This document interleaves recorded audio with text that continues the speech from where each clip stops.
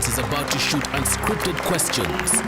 This is Agenda Kenya with Jason Nyantino. On Agenda Kenya tonight, Dr. Mzalendo Kibunjia, Chairperson, National Cohesion and Integration Commission. Koigi Wamwere, author and former Member of Parliament. Gishira Kibara, Acting Permanent Secretary, Minister of Justice, National Cohesion and Constitutional Affairs, and Kefa Magenyi, Programs Coordinator, Internal Displacement Policy and Advocacy Center.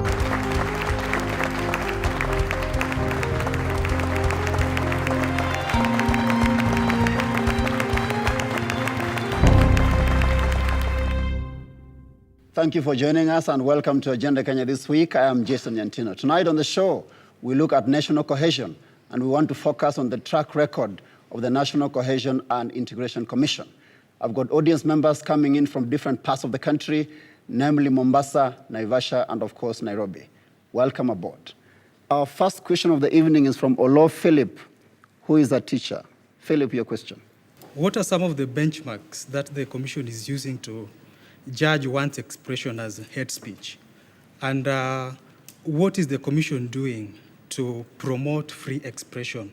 Yeah. Dr. Mzalendo. Yes, that's a very good question. Let me start by saying, because hate speech, if you know, 2 years ago, was not a crime in this country. So it's a new crime. But of course, people are engaged in it for many, many years. And so one of the difficulties that we have is really determining what is freedom of expression and what is hate speech. The law is very clear. The National Cohesion and Integration Commission is very clear. It defined it very, very clearly. But again, as you all know, that freedom of speech and hate speech also is a very thin line. And basically, hate speech is statements you make, words, messages you write, songs that you do, written material, plays that are inciting, are intimidating, that are abusive. And when you look at the intention of those statements that have been made by an individual or a community, they are meant to incite ethnic hatred, religious hatred, and also racial hatred. There are a lot of words, statements that are inciting, that are abusive, that are not. But if the intention is not to incite one community against the other, the Kikuyu against the Luo, the Pokot against Turkana, then it does not fall under the ambient of the Commission. It falls under what we call the Penal Code, where it talks about hate speech. I must say very clearly that the Constitution gives every Kenyan freedom of expression, but it limits to propaganda to war and hate speech. And what we are doing as a Commission is trying to define that so that we know we define it so that we do not infringe on the freedom of expression that is also protected in the Constitution. Thank you, Dr. Mzalendo. Mr. Kibara, freedom of expression and hate speech. I know he has touched on it, but could you just give us more insights? Because people are confusing hate speech as I have a right to speak. Why am I being gagged? Thank you very much. We need to understand that all the freedoms in the Constitution are limited, except particular freedoms that are part of what we call international customary law that are in Article 25. So if you read Article 24 of our Constitution, you will see that all rights can be limited to ensure that there is good governance and that people are living in a democratic society. So that your rights must not hurt the rights of other people. And the limitation is normally put in terms of ensuring that the other people enjoy their rights. And that's why we say that your right is limited as far as it starts to touch the right of the other person. So the same thing with freedom of expression. It also has its own parameters about things you can say and things that you cannot say, things you can write and things that you cannot write.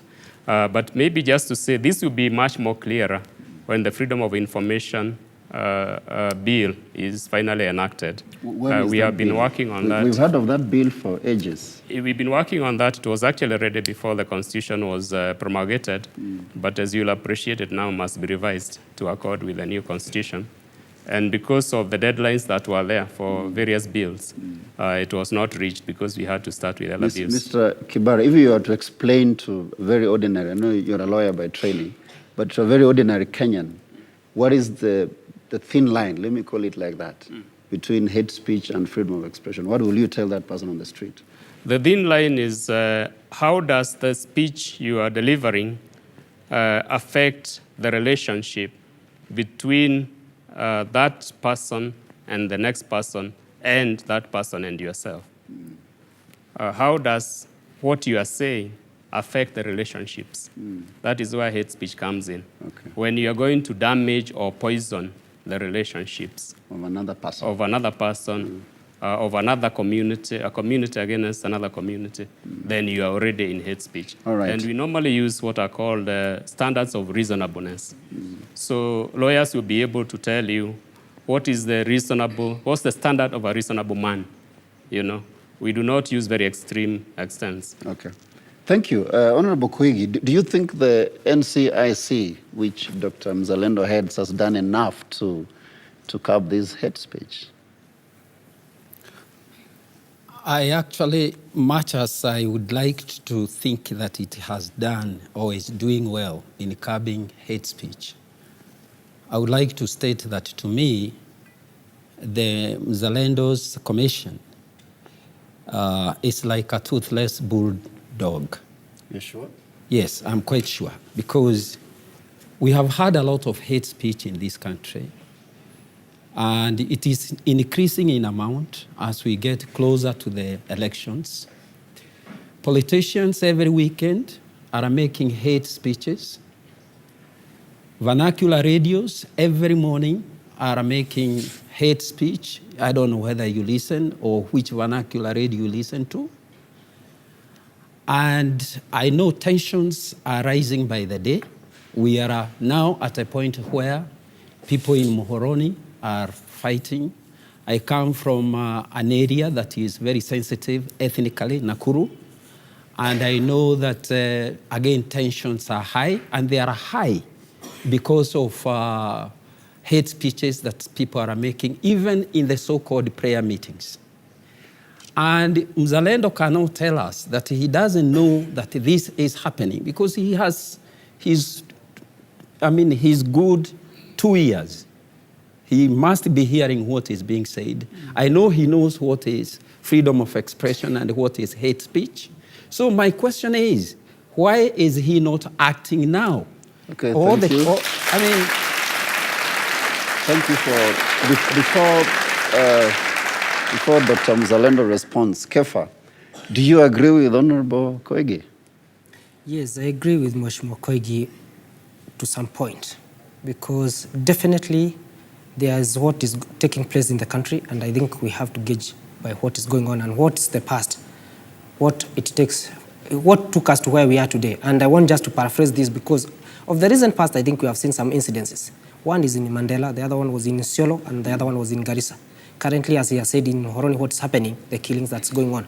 But maybe to some extent, I also want to just at least lay some issues here, because the issue of the National Commission and Cohesion and Integration Commission, the moment it was put in place, it reflected a sense of fear to some individual politicians, but to the community's level, it did not impact positively.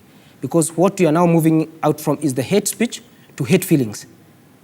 And that's what we are experiencing currently in the country. And I think one of the other issues that we need also to interrogate ourselves is the gauge mark, or the parameters that we use when we are talking about the hate speech. We have seen this, and as Mr. Kibara has put it, when the lawyers are arguing in court about the issue of the hate speech. I think we have been gaggling a lot with the issues of evidence in court. And I think I can attest to this because of what we have seen, especially with the post-election violence. The 3 major cases that we had taken to court. Yeah, we'll come to that later in the show. Been answered. Yes, Yeah. thank you. We'll come to that later in the show. Dr. Mzalendo, the fire is coming. I don't know whether you can absolutely, extinguish it. and I have no problem with that, because I think first Kenyans have to understand that, like I said, hate speech is a new crime. And when you have a new crime, the prosecutors who are going to prosecute that crime, first they have to know how to collect the evidence, how to secure the evidence, and how to prosecute that case. Has that happened in the earlier Basically, cases? that is what we came in and started doing. All the prosecutors, by the time the act was enacted, they had left Kiganjo. They have left, even some of them had left law school.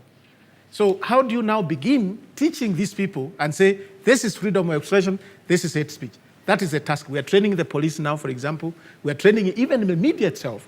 And we're also training even some of the officers who are working with us. If I'm getting you correctly, Yes. Dr. is that even the people we entrust to collect this evidence for us do not understand what they're doing. They left Kiganjo before the act was enacted.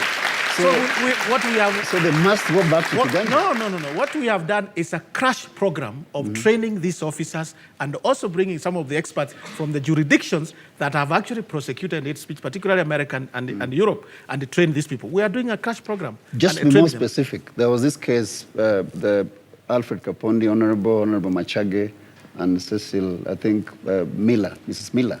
So is that what happened? Was it poor prosecution because the case was, you lost the case? Read at the judgment. That's what you need to know so that you can read it. What does it say? There was no acknowledgement on the magistrate to say there was no hate speech. We lost the case on a technical ground where he said the evidence that was given, that was presented, there was no one person who said, I am the one who took the images that were produced in court. I am the one who was there that time. And because the person who we had used to collect this evidence, at some point he declined to come and he developed cold feet and was not able to do it. And so what we are doing now as a commission is trying to seal those loopholes to make sure that does not happen. That we have our staff, that we have hired, who can actually say, yes, I work for the commission and I did the work myself. How many cases of hate speech are you currently pursuing? You must also realize that it is not all litigation. Sometimes, even a warning, and we have done so many of them where certain individuals have been exciting. Dr. Mzalendo, how many cases? We have only one case that we have put in court. Yes. We have another one. Which one? Which you know, the Honorable Mokwere one, for example, and you have seen what has happened. The Honorable Mokwere one is what he has said. He has gone to court to stop the prosecutor from arresting him. So putting legal mechanism to make sure that does not happen. Okay. That's one of the cases that we have actually successfully taken to the level of the prosecution. That was 2010. But there are many that was 2010. And that's the point really we're saying, that we have to be very careful. Those of you who are here in 1980s, you remember how you couldn't even utter a word. There were people following you, trying to find out you're saying something so that they can go report to the government. We come from that experience. We don't want to go that way. So we want to make sure when we take a case of hate speech to court, it's something that even an ordinary Kenyan will say, we think this one really, someone overstepped the mark. All right. Because we don't want to gag anyone. Are you happy with that track record? Let us be a bit clear on what this is about so that we don't get lost. Normally, criminal cases are only taken against deviants in a normal society. That is, people who are doing things that the society does not accept. Those are called deviants. So criminal law is supposed to deal with deviants, not to deal with ordinary people. So Kivunja's commission's primary mandate is not to take cases to court. It is to change people's attitudes so that you do not have a situation where you are hearing your leaders giving hate speech and you are cheering them on. And then you are expecting Kivunja is going to prosecute them. Why should he prosecute them? But there's a body. That's the work of Why government. should he prosecute them? Let me just finish. Yes, why should he prosecute people you appreciate what they are doing? Because Kivunja's body is a public body. It is working on your behalf. So if you do not yourself think that is hate speech, then his work will be almost impossible. Because you are the ones to give the evidence in court. You are the ones to complain. You're encouraging Kenyans to present evidence and complain. We are saying people change their attitude. If, for instance, you are happy when another ethnic community is being attacked, you have no business expecting Kivunja to prosecute anybody because you are part of the problem.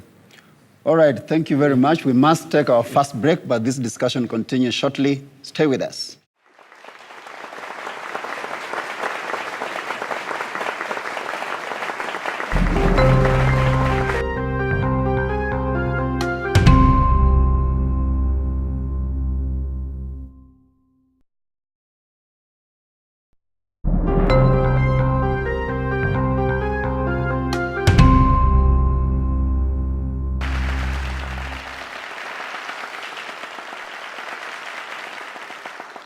Welcome back to Agenda Kenya with me, Jason Nyantino. Tonight we are focusing on national cohesion, and we want to know the track record of the National Cohesion and Integration Commission.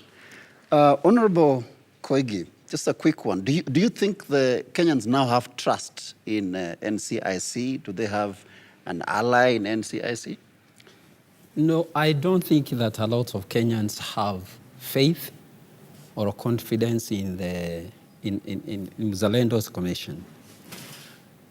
And I have been asking myself whether, because there have been failures, is it because of the commission's mistakes, or is this one of those commissions that are set up by the Kenyan government meant never to succeed? I almost feel that this commission was never meant to succeed. Why do you say so? Because, you know, when, for instance, yesterday, I was listening to one of the vernacular radios. And I'm saying this to distinguish freedom of expression from hate speech, and to counter the argument that one of the problems that the commission has is having people who have to be taught to distinguish between hate speech and freedom of expression. While I was listening to the radio station, one of the presenters talked about a certain politician whose name I will not mention, but said that politician is a Kehei. That's on radio. Now, I would like to know that's on radio. On radio. The question that I would like to ask is, was anybody from the commission listening? And was that crime reported to Mzalendo? Because if they are not listening to what the vernacular radios are saying, then they are not working. And there is no way they are going to succeed if they are not working. But I am also aware that this is a country of sacred cows. There are people in this country whom Mzalendo cannot touch, whether he likes to touch them or not, or he will go home. And I'm saying this because we just let me finish this thought. Then he responds. Yeah, please. Because together or simultaneously as Mzalendo was appointed, there was Professor Lumumba, who was also appointed to fight corruption.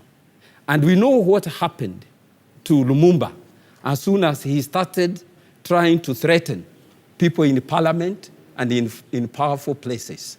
The crime of corruption is not viewed any differently from the crime of hate speech as far as the powerful of this country are concerned. Thank you. And I think that Mzalendo should admit that he is not meant to succeed. Let him say. Don't admit on his behalf. Good reason why he is not succeeding. Let's hear it from Mzalendo himself. Are you monitoring radio stations? Radio stations. Are there people you cannot touch? Radio stations. Let me put it this way. I would hate that Kenyans judge the commission on basis of hate speech, which is only 15% of the mandate that the Kenyan has been given. And number two, I have no illusion in my mind that this commission was set up to fail. I think this commission was set up to succeed. No, it was set up to succeed. And I want to give you one example. Many of you remember 1 year before the elections in 2007. How many SMSs disparaging each other community or emails did you get? Tons. In the referendum, in the run-up to the referendum, how many did you get saying so and so is bad? Very few. And even now as we talk, if you look at your inbox, either it's your phone or your email, that has not happened. I can tell you for sure the commission did something to make sure that happened. Dr. Mzalendo, you need to tell us if we are monitoring radio stations, and are there people in this country you cannot touch? Please. There is nobody in this country that we cannot touch, and I will tell you why. When we took the case of Honorable Machage and the Kapond to court, he was suspended by the president, and he was only reinstated when the case went through. We have now, as I talk now, recommended that Honorable Mwakwere be charged because of hate speech. Nobody has called me at night say, stop it, don't do it.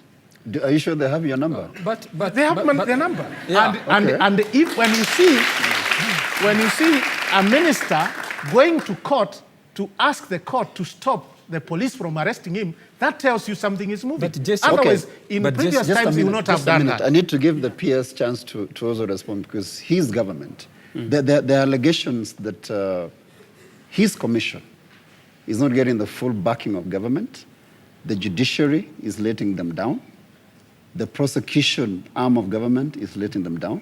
Are you aware?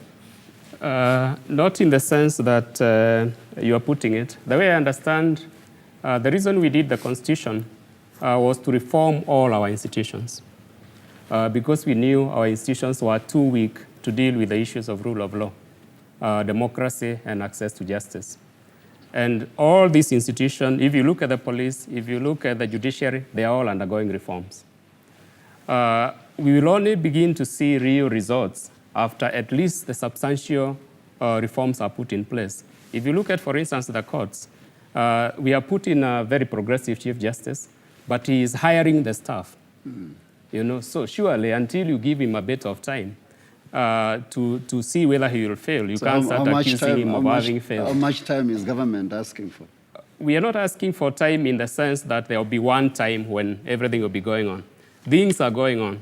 And what I think is the challenge actually is what Mheshimiwa did with his remarks, where Kenyans have become skeptical.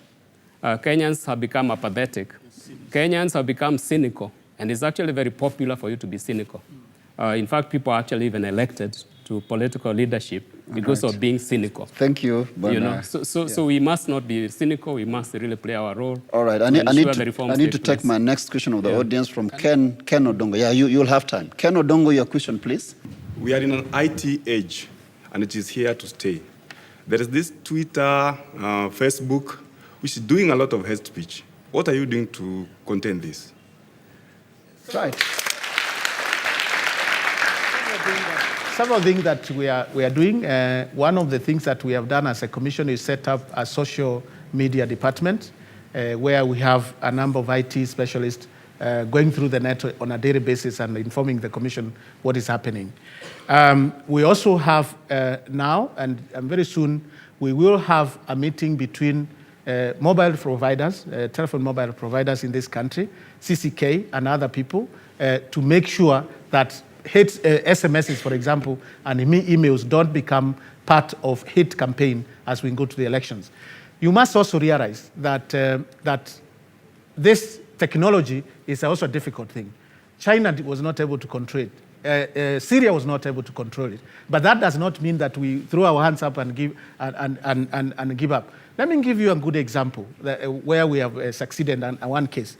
There's one case where someone from Marsabit posted pictures of a dead Borana, for example, and saying bravo to the Boranas as a result of what happened in Isiolo.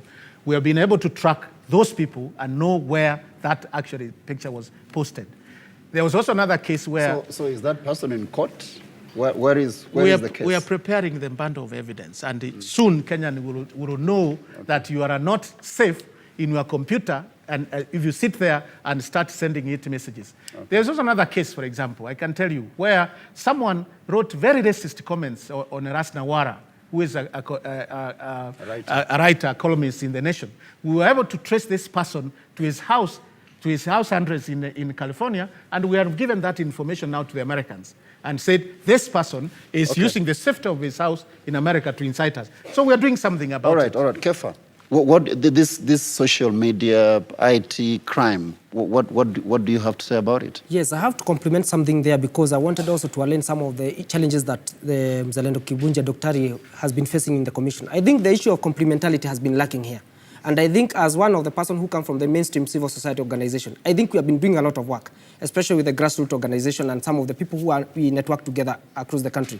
And I think the lack of utility to such information that we relay to the to the commission like NCIC is what is lacking. And that's one of the discontent maybe I can here attest to, because the commission has failed to maximize, use the civil society organization. And much on that, there has also been several areas where we have been also careful especially when it comes to the witness protection. As he has alleged and he has said, the issue of protection of the witness who come out with the information. Maybe for that case in time, the issue of the IT, much of the publicity that goes to the IT, sometimes it's generated from the community perspective. And because of the narrative that goes on with the community, I think we have to tame it from somewhere before it reaches there. And that's maybe one of the reasons that I'm saying there's great need for that correspondence between the NCIC, or rather the Mzalendo Kibunje's Commission versus the civil society. Food for thought, Dr. Mzalendo, linkages between yourself and the civil society. Let's go to the audience now. Yes, you. Yeah. My name is Florence Mukadi. I would like just to remind you that the burden is that Kenyan leaders are not actually serious in implementing issues. This means when you tell us that this actually hiyo sheria ningeni, I remember ignorance has got no defense on an offense. We are told that. We expect them to be knowing this. And then when we see them not being handled the way actually we are handled down here, and then actually I would tell you that the commission is partial. Why should I say this?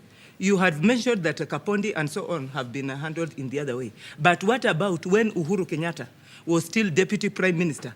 Till when Nancy Baraza was prosecuted on what he did, and actually it entered Kenyan nerves, is when Uhuru Kenyatta resigned as a Minister for Finance. All right, thank you. One last one. The gentleman in glasses on my left. My names are Felix Okach. Okay. My worry is one, that in the panel where you are, there's one who in his native language had another one being abused and did not report to the required party, which means it's dangerous for the country. When you hear a crime, you suspect it's a crime and you don't report, which means we're not assisting the commission. Yeah, that's my worry. You can respond to either of them. Let me respond to our friend, because, Okach, you might think that I did not report, but you don't know. So it's...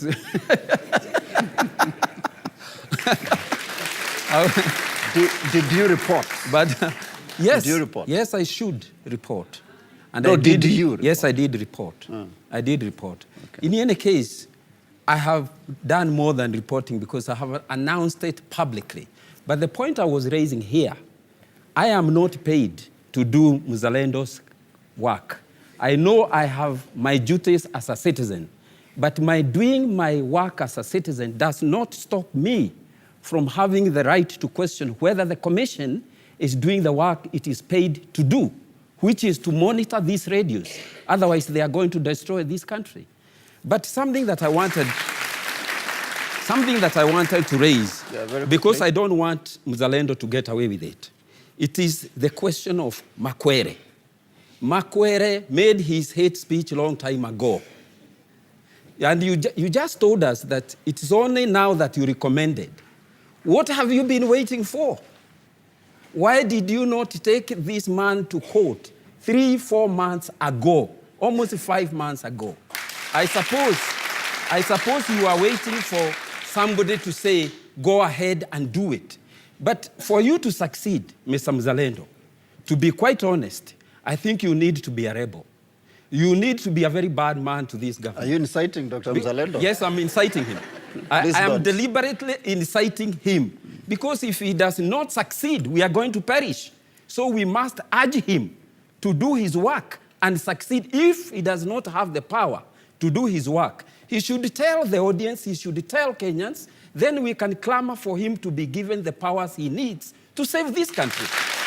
That's what I'm saying. All right, very quickly. But before... No, Koigi, you need to give him time to respond quickly. Yes, please. No, please. Let Dr. Mzalendo respond. And I will. You know, I say I don't need powers. I don't need prosecutorial powers. Because if you give me prosecutorial powers, it will bog me from the mandate that the Kenyan gave me, which is encouraging and promoting peaceful coexistence of different tribes, different races, and different religions. What should happen?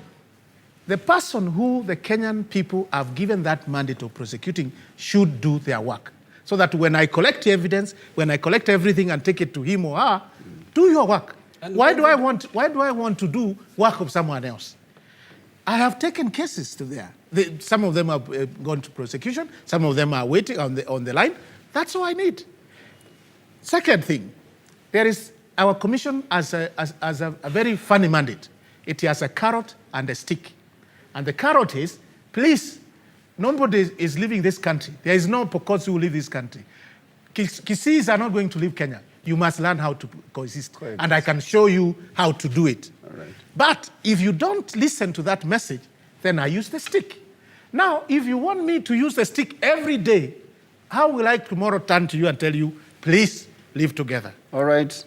Thank you very much. We must take another break. We're coming back with more debate. But before we do that, we want to know what you think from home. You can join this conversation by answering this question. Do you think NCIC has what it takes to deliver national unity? Use the numbers on your screen. Give us your name and where you're watching us from. We're back in a moment.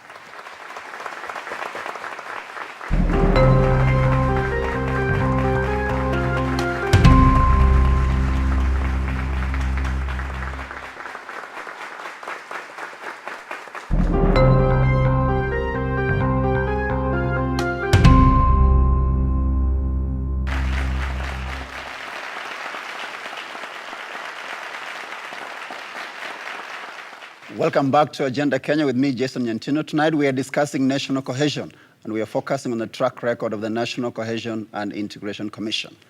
Dr. Mzalendo, there was an audience question about NCIC being partial. Being impartial. Or partial. It's being accused of being partial. Well, I don't know. I mean, maybe I should say like one of the politicians said. Because you ask, when you hear around, people say we are ODM, other people say we are PNU. And for us, when we hear those accusations, then it says we are for Kenya. You know, we're impartial. Everybody has said we are pro this, pro that. But as I've always said, even you as a Kenyan, if you have evidence that when you look at Section 13 of National Cohesion Integration Act, you think it has been contravened, and you bring it to the commission, and I don't take it because it's someone that is calling me, then you can make a case and make it public. And do that. But before you do that, please don't judge us harshly if you haven't done that. All right. The other thing also, I must say this. Quickly, please. That there are many, many things this commission is doing about changing attitude. And I can sit here and narrate to you. Some of them that have effect. But people are more focusing on hate speech and wondering, what is the other about 85% of the mandate of the commission? All right. Well, I'll take my next question just to move the debate a little bit. Stella Mwania, who is a student. Stella, your question. What is NIC doing to ensure that there is equity in public service? And what else are they doing to ensure that all communities are catered in the public commission? All right, equity in the public service. Before I go back to Dr. Zalando, because it looks like all questions are coming your way, but the PS is also here to help you out. Equity in the public service. Because I know they released a report sometime last year showing how jobs are shared amongst communities in this country. That is being worked on, and I think there is quite a bit of progress. A lot of the concerns at that time was that the posting of various officers was not considering the ethnic diversity, and that has now been addressed in terms of postings, because all civil servants, for instance, can work in any ministry. So, for instance, when you say that civil servants of a Kikuyu ethnic background are in the office of the president, it doesn't mean they are employed by the office of the president. All civil servants are employed by Public Service Commission. Then they are posted to various ministries. So what has happened? We all know how they influence these institutions, especially the presidency, welds on the public service. I mean, the report they released, if I can just remind you, is that I think the Kikuyus and the Kalenjins, they occupy to the tune of almost 40% of the jobs in the public service. And we almost know why.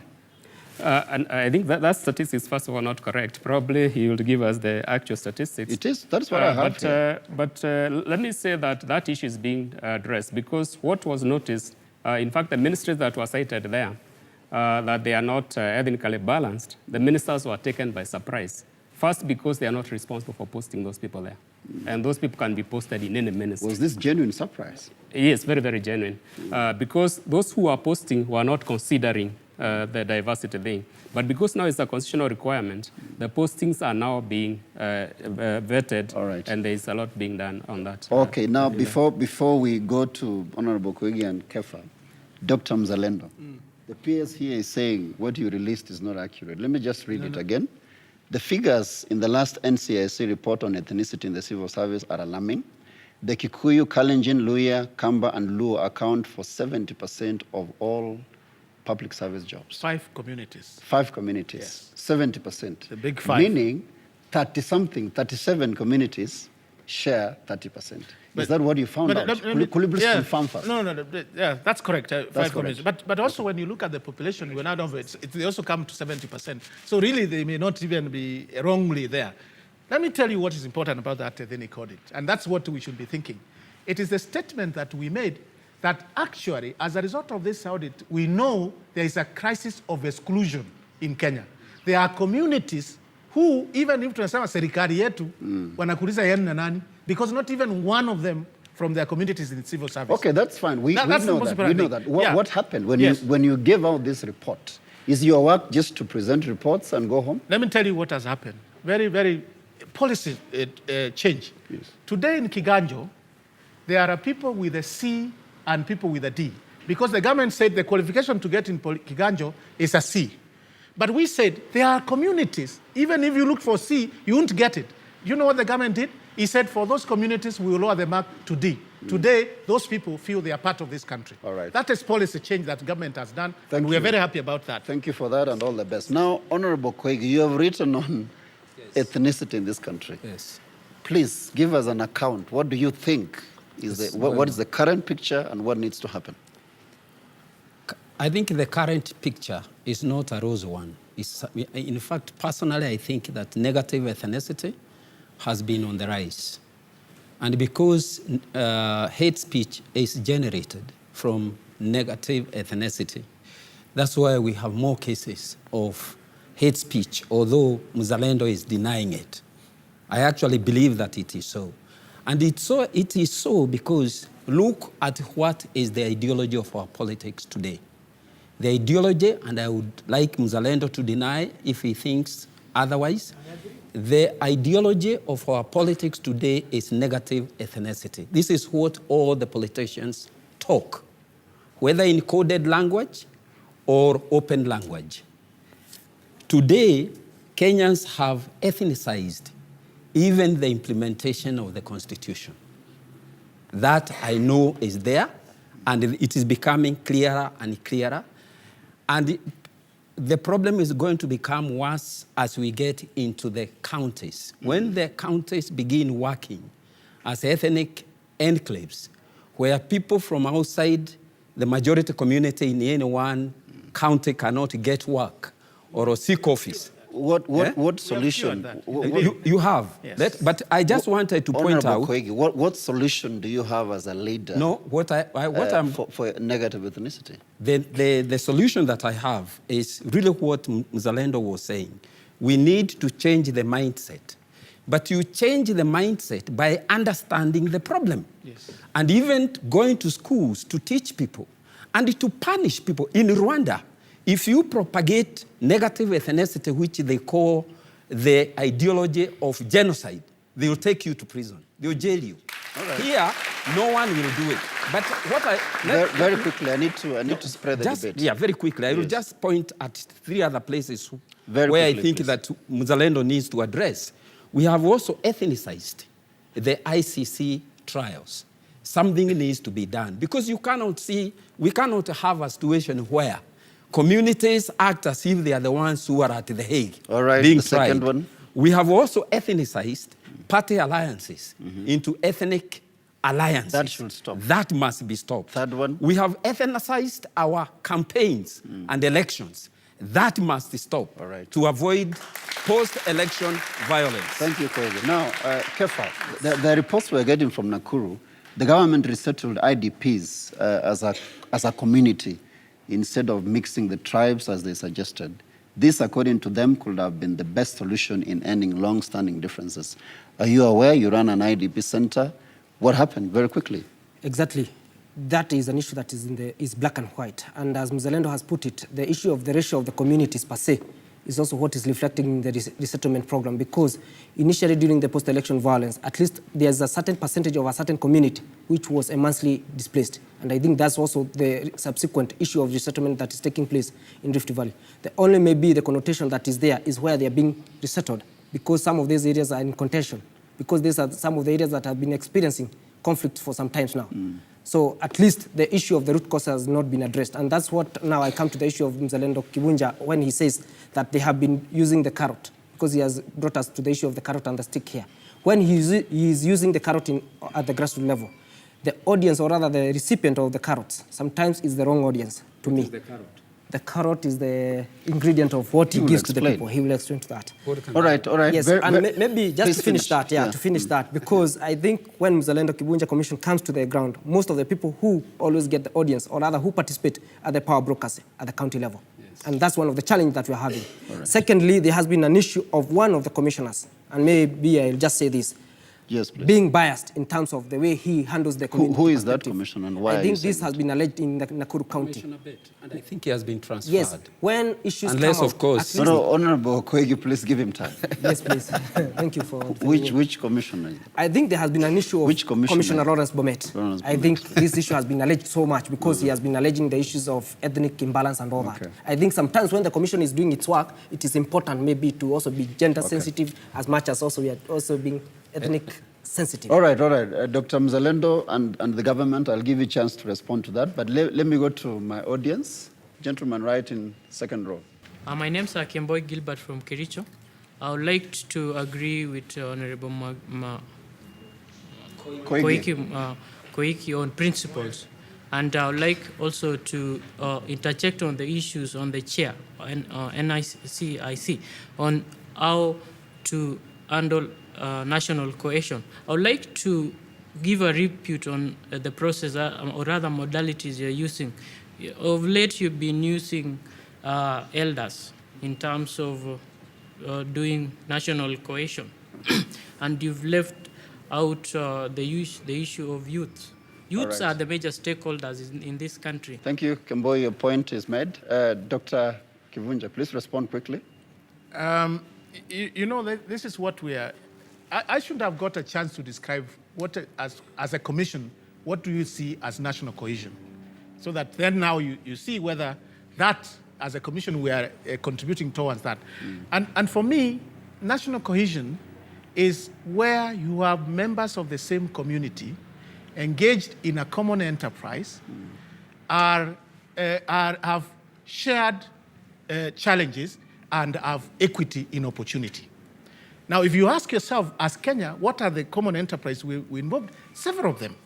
And that's what makes you feel you are a Kenyan. And I can tell you many of the things that we are contributing.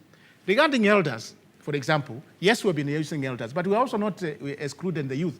We have been doing a lot of sensitization of youth and women. There's a program that we have, and we know they are 70% of the population. So if we ignore them, it's at our own peril.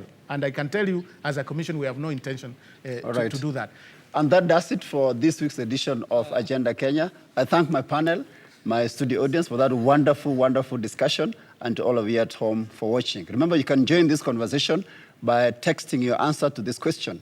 Do you think NCIC is doing enough to promote national unity? Use the numbers on your screen, give us your name and where you're watching us from.